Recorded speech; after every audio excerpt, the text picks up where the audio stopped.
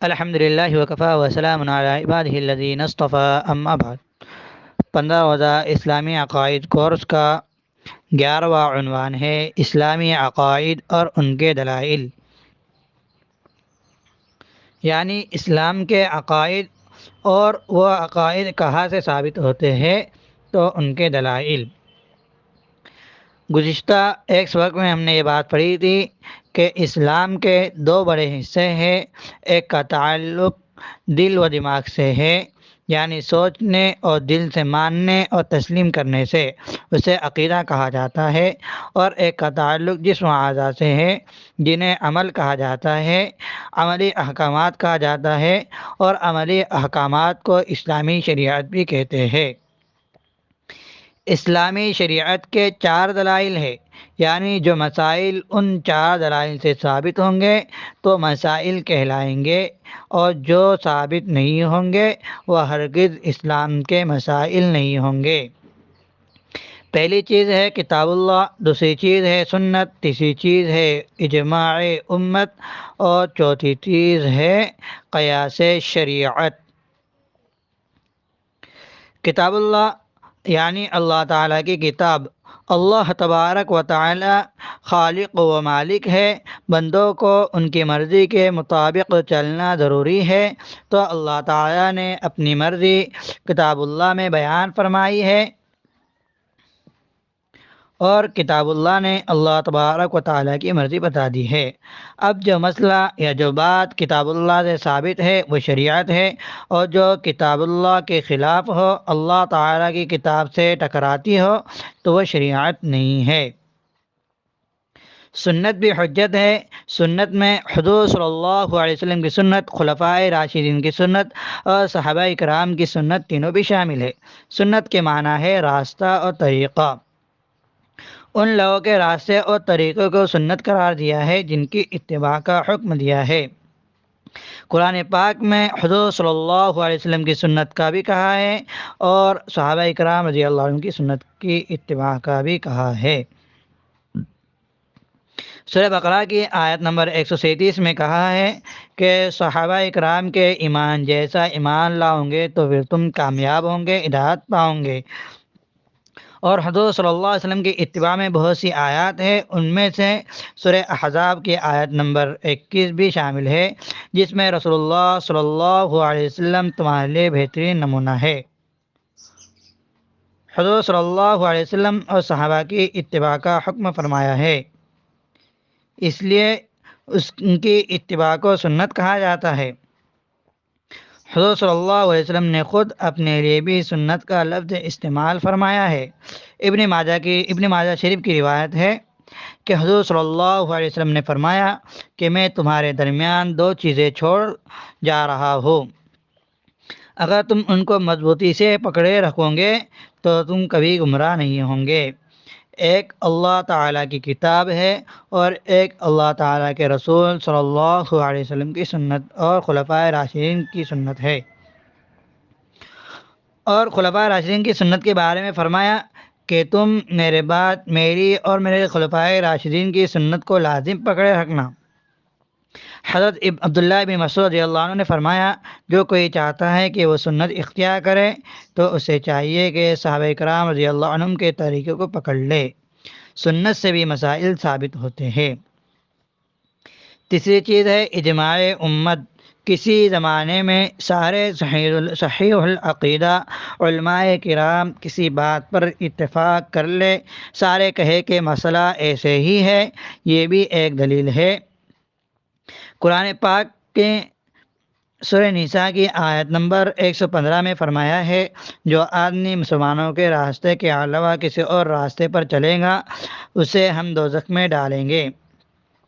جب سارے علماء کسی بات پر جمع ہو جائے تو وہی مسلمانوں کا راستہ ہوا، اگر کوئی اس کو چھوڑے گا تو وہ دوزخ کا راستہ ہوگا۔ یہ بھی دلیل ہے اس بات کی کہ سارے علماء کا اتفاق بھی حجت ہے۔ اسی طرح سورہ بقرہ کی آیت نمبر 145 میں فرمایا کہ اللہ تعالیٰ فرماتے ہیں وَكَذَلِكَ جَعَلْنَاكُمْ أُمَّةً وَسَطًا، کہ ہم نے تمہیں اعتدال والی امت بنایا ہے۔ جب امت کے سارے علماء ایک ساتھ جمع ہو جائے تو وہ اعتدال والی بات ہوتی ہے۔ ترمذی شریف میں حضور صلی اللہ علیہ وسلم نے ارشاد فرمایا، میری امت کسی گمراہی پر جمع نہیں ہو سکتی۔ اس لیے ہم کہتے ہیں کہ کتاب اللہ بھی حجت ہے، سنت اور اسی طرح اجماع امت کے علماء کا جمع ہو جانا کسی بات پر، یہ بھی حجت ہے، یہ بھی دلیل ہے۔ چوتھی چیز ہے قیاس۔ قیاس کا مطلب ہے کہ کسی چیز کے بارے میں شریعت نے کسی وجہ سے کوئی حکم جاری کیا، وہ وجہ اور کہیں مل جائے تو اس پر بھی وہ حکم لگا دیا جائے۔ مثلا شریعت نے شراب حرام کی ہے اور شراب کے حرام ہونے کی وجہ نشہ ہے کہ شراب سے نشہ چڑھتا ہے۔ اب یہ نشہ چڑھنا یہ ایک وجہ ہے۔ اب یہ وجہ جہاں جس چیز میں نہ ملیں گی تو وہاں یہی حکم لگایا جائے گا، اس کو حرام قرار دیا جائے گا۔ چرس سے نشہ ہوتا ہے، بھنگ سے نشہ ہوتا ہے، یا کسی بھی چیز سے نشہ چڑھے تو ہم قیاس سے یہ کہیں گے کہ یہ چیزیں حرام ہیں کیونکہ یہاں پر نشہ کی وجہ پائی گئی ہے۔ یہ قیاس ہے۔ نبی کریم صلی اللہ علیہ وسلم نے خود قیاس فرمایا ہے اور صحابہ کرام رضی اللہ عنہم نے بھی بہت سی جگہ قیاس کیا ہے۔ اس کی بہت ساری مثالیں قرآن و حدیث کے اندر دی جا سکتی ہیں، جن میں سے بخاری، مسلم، ابو داؤد وغیرہ کتابوں میں تذکرہ موجود ہے۔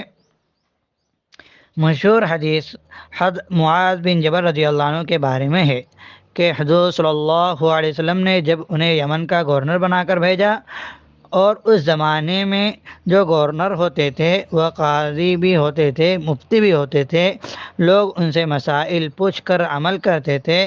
حضرت معاذ رضی اللہ عنہ سے حضور صلی اللہ علیہ وسلم نے فرمایا کہ معاذ، تم یمن جا رہے ہو، لوگوں کے مسائل آپ کے پاس آئیں گے تو تم لوگوں کے مسائل کیسے حل کرو گے؟